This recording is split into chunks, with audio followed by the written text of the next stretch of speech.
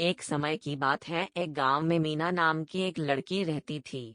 उसके पापा लालचंद गांव के बड़े सेठ थे। उनके पास बहुत से बगीचे और जमीन थी। वह अपनी बेटी से बहुत प्यार करते थे।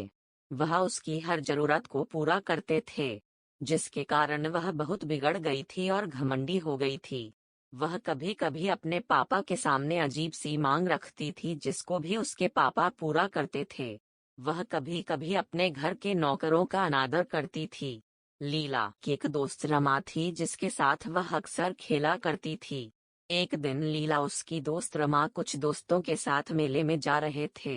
वहां पर रमा जिस तरह चल रही थी, उससे एक बूढ़े व्यक्ति को टक्कर लग गई और वह व्यक्ति गिर गया। जब बूढ़े व्यक्ति ने लीला से संभल कर चलने के लिए कहा, तो इस पर लीला ने बूढ़े व्यक्ति को बोला, इसमें उसकी ही गलती है। कुछ देर मेले में घूमकर झूला झूलने के बाद वह मेले से आने लगे।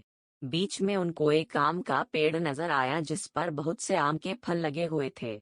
लीला और उसके दोस्त उस पेड़ के पास जाकर पत्थर से उस पेड़ के आम तोड़ने लगे। कुछ देर में उन्होंने इतने फल तोड़ लिए जिससे उन सबका पेट भर जाए। लीला के सभी दोस्त टूटे हुए आम को उठाकर खाने लगे और आम तोड़ना बंद कर दिया, लेकिन लीला अभी भी आम तोड़ रही थी। जब रमा ने लीला से कहा कि हमने इतने आम तोड़ लिए हैं कि हम सबका इससे पेट भर सके, तो तुम और आम क्यों तोड़ रही हो? लीला बोली, मैं इस पेड़ के सभी आम तोड़ दूंगी। रमा और उसके दोस्त आम खाने में व्यस्त हो गए, लेकिन लीला आम तोड़ती रही। कुछ देर के अंदर बहुत सारे आम तोड़ने के बाद भी वह बाकी आम तोड़ने में लगी रही। तभी वह आम का पेड़ बोल उठा, लीला तुम इतने फल क्यों तोड़ रही हो? जितने आम तुमने तोड़े हैं वह तुम्हारे लिए पर्याप्त है।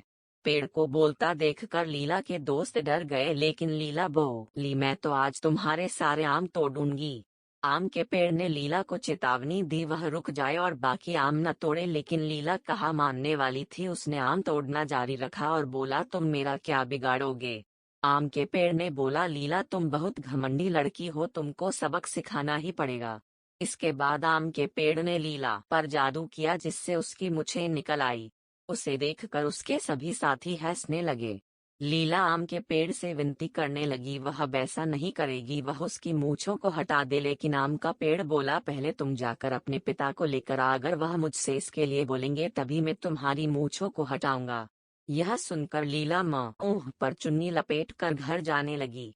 मार्केट में जाने पर बहुत तेज हवा आई और उसकी चुन्नी उड़ गई, जिससे सभी लोगों ने लीला की मूछों को देख लिया और मूछों वाली लड़की कहकर हंसने लगे। लीला उन सबसे पीछा छुड़ाकर अपने घर चली गई और अपने पापा को सारी बात बताई।